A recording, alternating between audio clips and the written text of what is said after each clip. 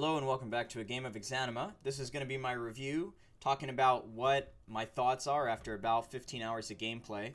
And here are all the notes I've taken, so just stuff I want to talk through. Basically, so that when the next update comes out, whenever that might be, maybe in a few months, maybe in a few years, I have something to look back to and compare kind of how it's changed. We're going to be doing a unknown start here. And this will also be kind of spoiler light. We're probably not going to engage in too many spoilers here. This is my Geralt character. First feedback: when I toggle to female character, you know, the breasts are shown in the character screen, and that was a bit of a pain in the neck because, you know, if you're streaming, you can't have that kind of nudity. And, you know, I don't have anything against nudity in games, but the thing is, yeah, there should be like a settings toggle for if you're gonna have, you know, nudity in that, because the thing is, you can't stream it if that's the case. And yeah, you know, I'm not gonna be here too long. We'll just pick some random stuff. Okay, so I first wanted to just expound the praise of some of the things that I thought were really awesome, and that included the XP system. So the XP system in this game is actually pretty unique. In that, I don't know, this thing, I guess. Sure, whatever, confusion. The way that the XP system works is after you complete an action, you don't immediately get the XP. Instead, it's kind of secretly added to whatever your current XP is, and then well, it's secretly added to like a goal XP, and then your current XP over time slowly progresses to chase that goal XP. So for example, if I, you know, kill a big bad guy and I get 100 XP from that, or theoretically I should, I'm not going to immediately see that 100 XP. Over the course of like the next 20 minutes, that 100 XP is slowly going to be added to my character. That way, I don't necessarily see the XP boost right away, and it just kind of feels more natural, like I'm learning from the experiences as it's slowly affecting me, versus what would otherwise feel like a very discretized approach of like, okay, you do this thing, you get this XP. So that's I really like that system. I think it's pretty cool. Obviously, this game is lauded for its physics engine. All this custom written by this guy Maddock, who is just kind of an amazing dude. The more I learn about him, the more intrigued I am about how this guy made this game. A lot of it on his own. It's really incredible. And we're just moseying around. We're gonna try to get some sort of blade, because I have a lot of trouble with the poking weapons. And my next note there is the lighting. So the way that this game works is it has this lighting system where if you enter a room, it can kind of turn on and off lights like this. And I just think that's so cool. I've never seen a game like that. And I think that's how it gets away with a lot of like loading things. And there's some ways to bug it out. You could sometimes trap it behind a wall here. But just in general, I really like the way that lighting goes, and I do feel like I'm exploring the space when I'm going through there. Let's see, do we have a good weapon here? We could take that, the pickaxe. All right, we're gonna go try to fight. I think there's a guy around this corner, right? Yeah. All right, so as I fail on that, let's talk about the next thing. So I would say that the fire. Let's just talk about this fire thing right now. The torch. You know, they're going to add throwable weapons in the game at some point, but it's a little bit difficult because you do want to always be putting that torch down, and that could be a bit of a pain because you need it to see, but it also takes up a slot that you would otherwise use for fighting. Oof. So really the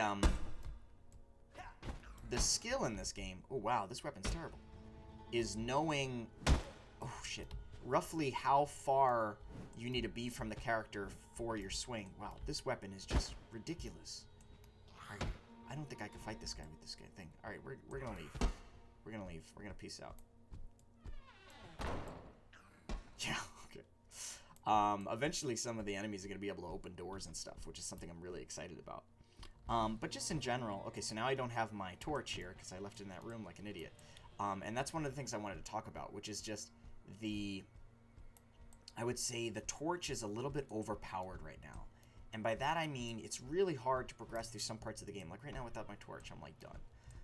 It's really hard to progress through some parts of the game without the torch. And I just feel like torches need to be a little bit more freely available. Here, let's see if we could run past this guy. Oh, we should have locked him outside. Let's do that. Let's see if we can lock him outside.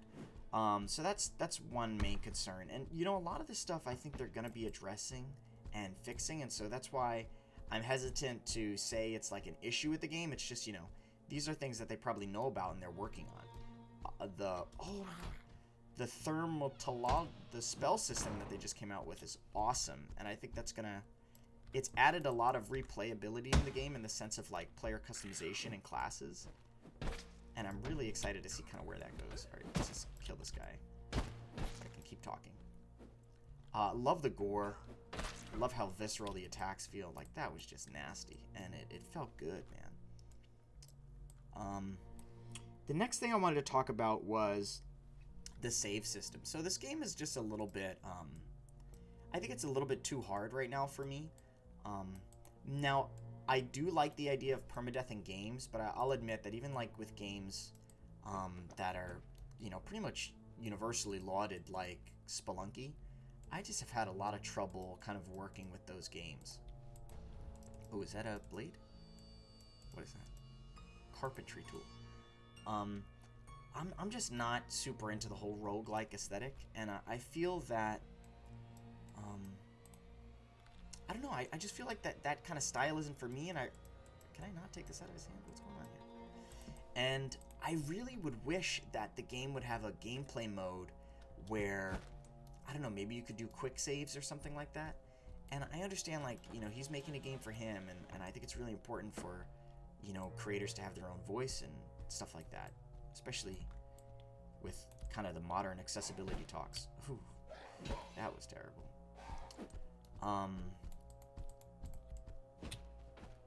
However, I just find a hard time enjoying the game when I can't save it. I don't know. It's just me. The next thing I wanted to talk about was... What is this? The crunchy... I'm not sure what I was going to talk about there. Never mind. So let's talk about the map system. It's really hard to navigate this game. So that's actually something that they said they're going to be addressing in future updates, which is that they want to have some way other than just the diegetic maps that you find to sort of remember where you've been. And that could be kind of an interesting thing to explore, like maybe a memory system where you could slowly be forming a mental model of the map. Or I did hear rumors that this could even be tied to the player's skill system. So maybe you could develop some skill to, like, remember the map. And I think that would be awesome, because what's cool about that is you can have points in that skill if you're a newbie player like me and you don't really know the maps too well. However, if you're a veteran and you kind of have already memorized how the maps work, then you're not going to need to invest points in that skill, and it actually frees you up to kind of, like, you know, do more things. And I feel like that could be a pretty cool trade-off there. All right, the next thing was... Okay, so... This is going to be... Let me kill this guy, but... this game has, like, a lot of menus, okay? So there's basically a pop-up, potentially, for each item that you want to inspect. And let me just do that, for example. So I see this guy, and I'm going to put on this shirt, but I want to see its info. And then maybe I want to open this up, too, and compare this pants against my pants. And slowly you've got, like, all these windows here. And I learned this tip, which I'm so grateful for, because it made a huge difference. But you could right-click on windows to close them. I had no idea that was the case. This should definitely be a tooltip, because I was left-clicking on all the X's, and that took forever. However, I strongly believe there should be a button that immediately closes all windows. And, you know, this seems like a very small request, but considering how often you're, like, doing inventory management in this game, like checking between items, it's huge. So you really do want to be able to just push escape, maybe, and instead of pausing the game, it just closes all the windows, and, like, to have a key binding for that. Okay, why don't we talk about key bindings right now, because the default ones aren't that great. Now, normally I'm pretty happy with what developers do for the key bindings. There are some exceptions. For example, the God of War, Sony Santa Monica, I thought the key bindings for that game were horrible, and I definitely complained about it when I worked there. But I would say that in this particular game, the alt key binding is really bad. So basically, you know, phonetically it makes sense, where your alternate attack, hold down alt in order to do the attack. And I do think holding it down sort of makes sense. I do think if you want to do an alternate attack, it should also be an option to have that as a toggle. And just for reference, for folks who don't understand, you could swing like this. This is like a swing. But you could also do an alternate attack, which is more of a jab or a thrust like this. Okay? And so in order to get that, you would have to hold the Alt key, which you could kind of imagine on your keyboard. That just construes your thumb in the strangest of ways.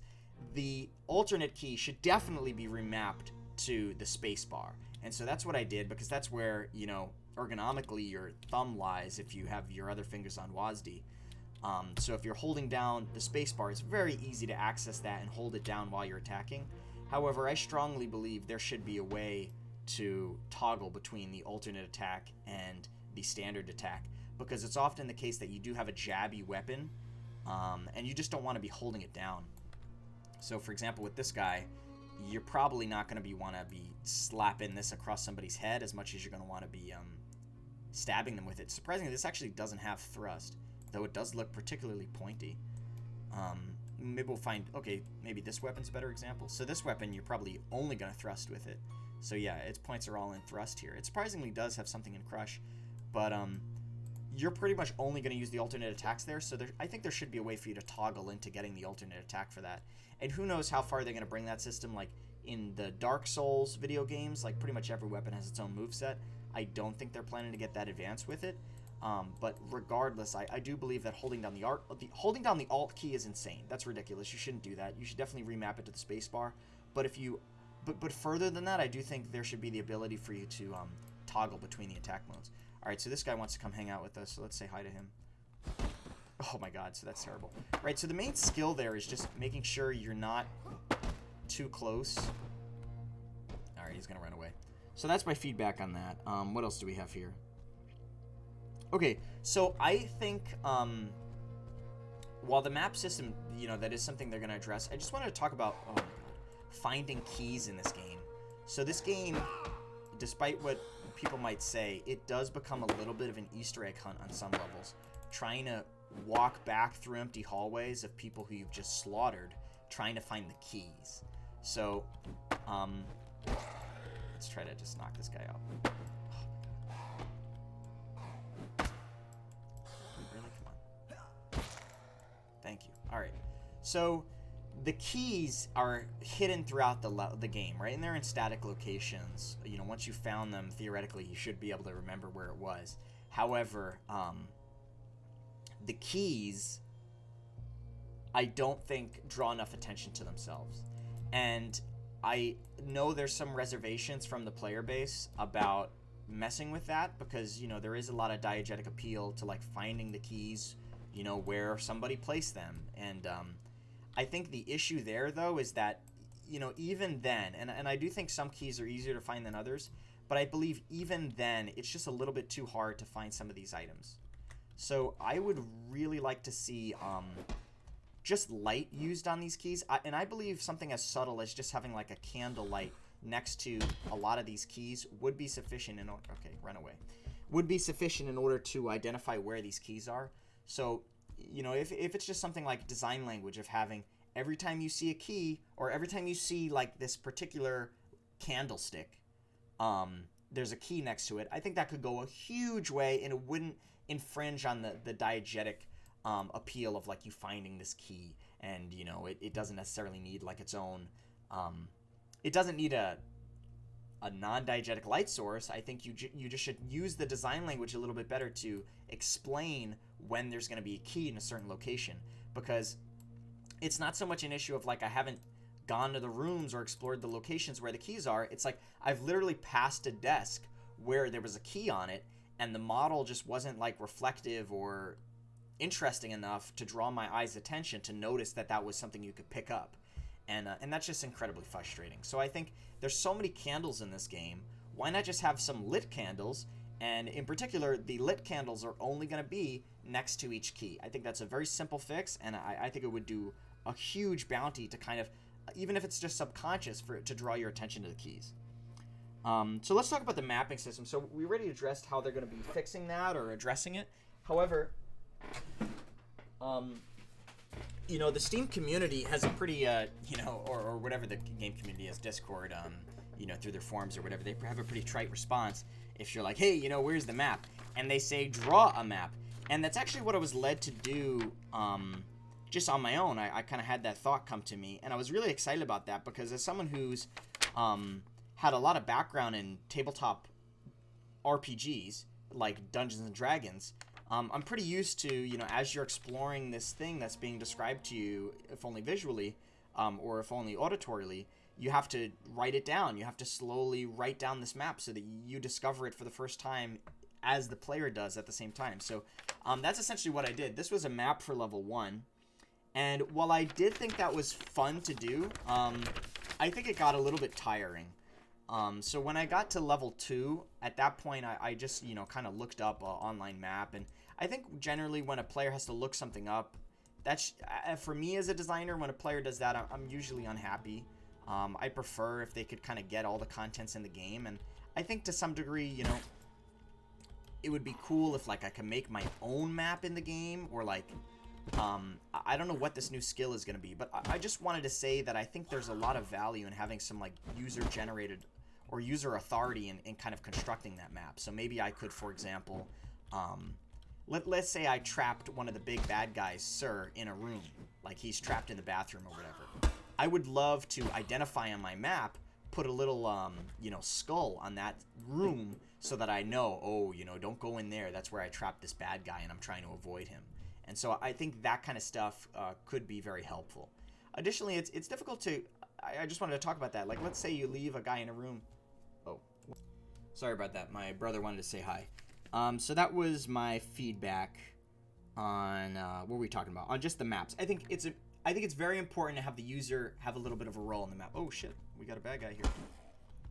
Okay. Okay, yeah. So their skill is just... if you swing, making sure it hits. I think that's really the skill there. You could tell somebody's a noob if when they're swinging, they kind of come in too close. Oh my god. Oh, don't die. There we go. You just want to be able to whack him with a hammer across the face. Oh. And obviously I'm not very good at this game, but I love it nonetheless. I think the game is awesome, and I give maybe some critical feedback just because I appreciate it so much. And we'll take his cool vest and maybe his cool shoes too. All right, so what were we talking about? Other notes. So yeah, button remapping. I would love to have a little bit more access to remap some of the buttons. That's something I can be pretty anal about because I do feel like I've just seen a lot of AAA games even have pretty bad button mappings.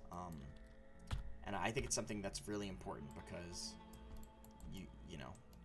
you're using the buttons all the time, obviously. What else is here? Okay, so this is a minor thing, but there is a bit of a load time, between transferring levels, and so I have found it a little bit annoying. Oh yeah, it's this guy. I remember this guy. Darren. Yes, hello. Who are you? I should definitely get a hey, press T to talk note if there, right? Because how would I know to press T to talk if otherwise? And I know it's in the manual or whatever, but a lot of little things like that. Or maybe I've already gotten the note if. Okay, so what else is going on here? Yeah, so basically when you're going between doors and you don't want sometimes you don't necessarily want to leave the level, and so I think you should get a little bit of a warning there. I think we've all played RPGs where you come on with me, Darren, where you've gone to maybe a door or something by accident, and then you face this ridiculous long loading screen that's kind of a pain in the neck. And I think it'd be really awesome if I just kind of got a notification or a warning about that. Let's get the meat cleaver. Yeah, let's do that. I'm fondest of getting some sort of stabbing weapon and kind of pushing an enemy, especially when they're wielding like a two-handed weapon, like just against the corner, and then just repeatedly doing the alternate attack to kind of stab them in the belly situation.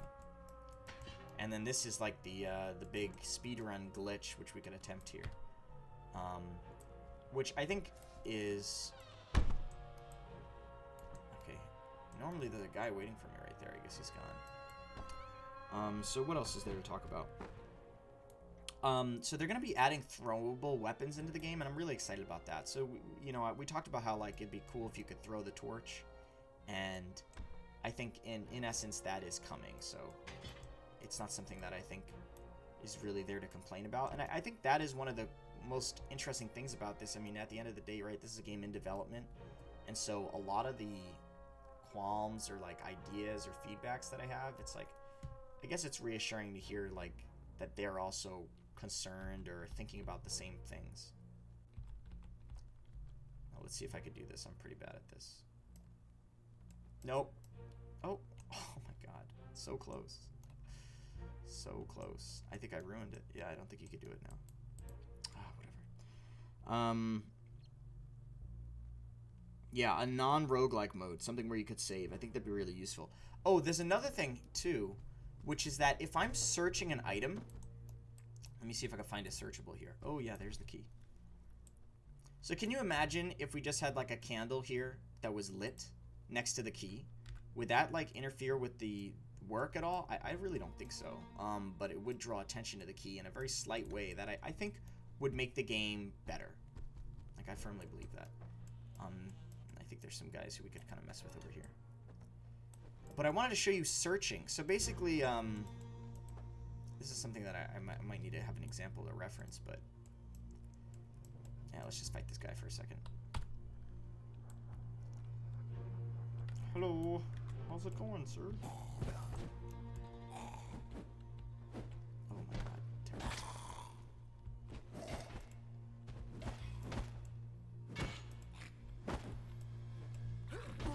Alright, okay. We're done here. We're done here.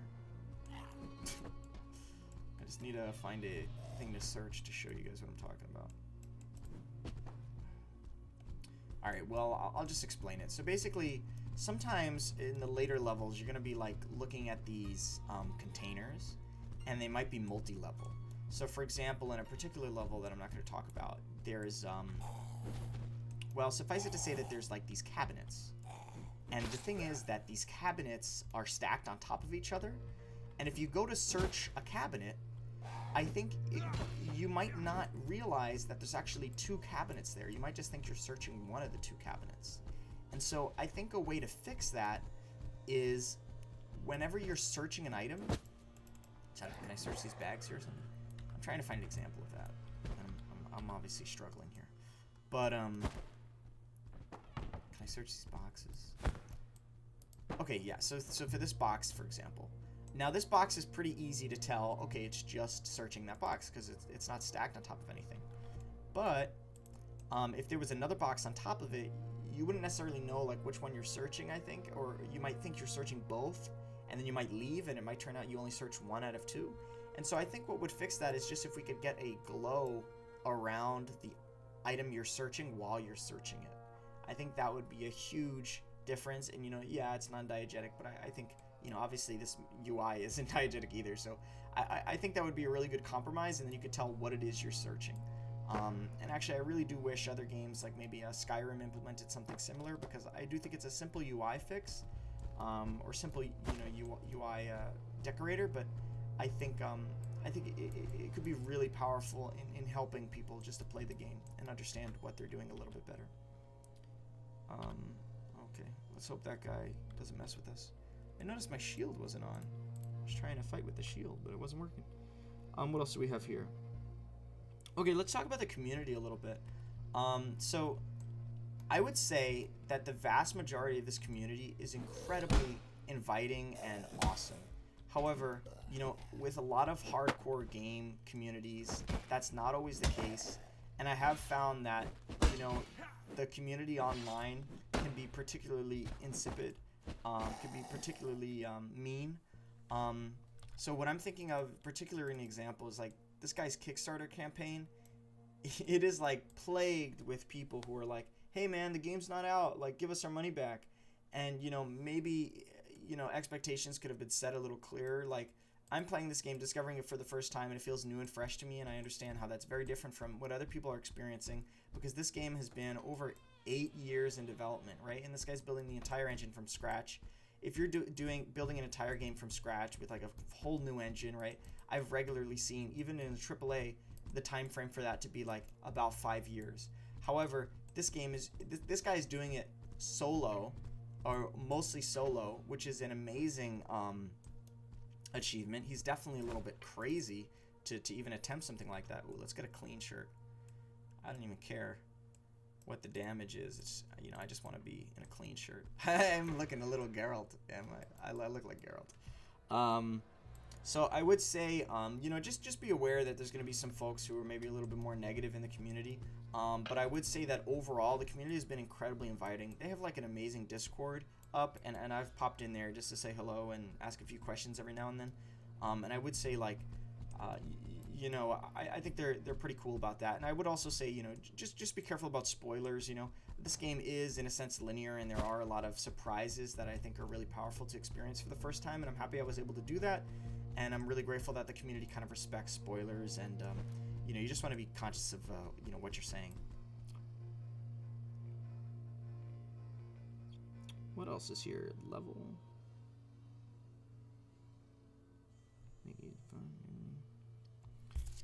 All right, I think that summarizes everything I wanted to say about this game.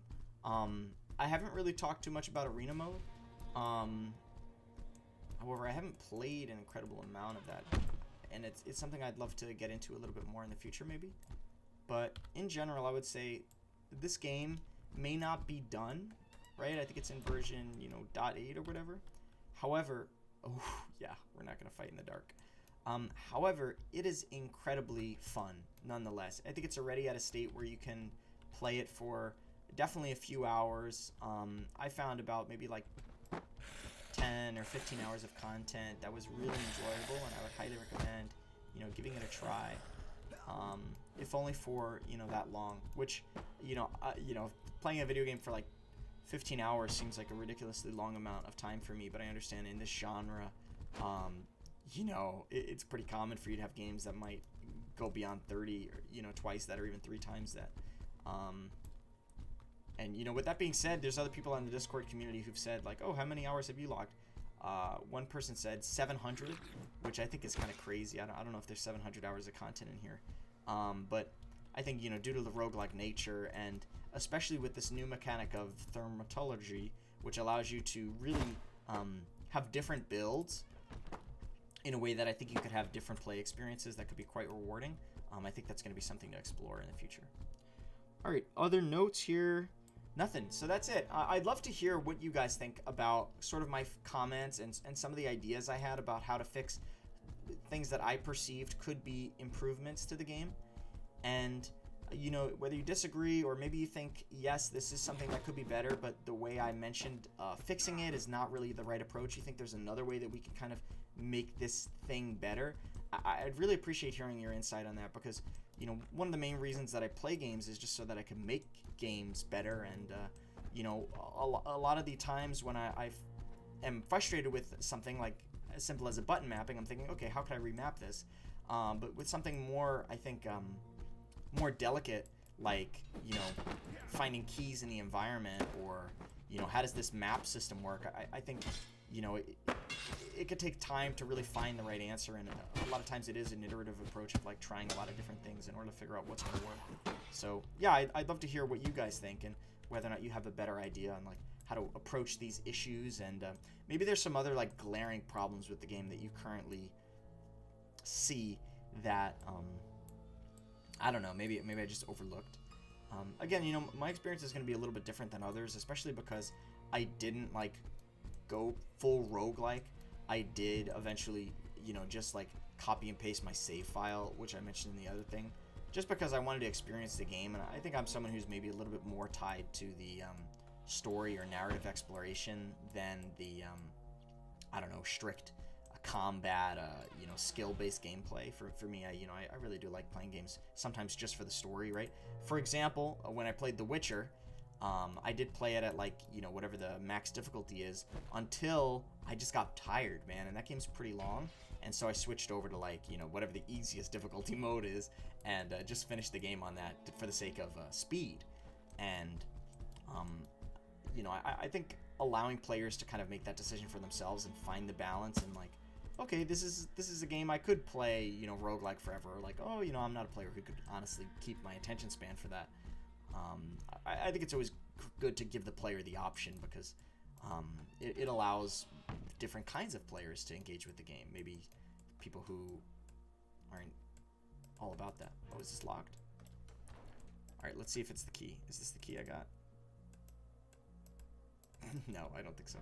All right, well, that wraps up my review of the game. I'd love to know what you think. And if you haven't played this game and you just, you know, randomly found it on my channel, I highly recommend it. It's an amazing deal for $15, definitely underpriced. And yeah, a lot of fun. A lot of fun.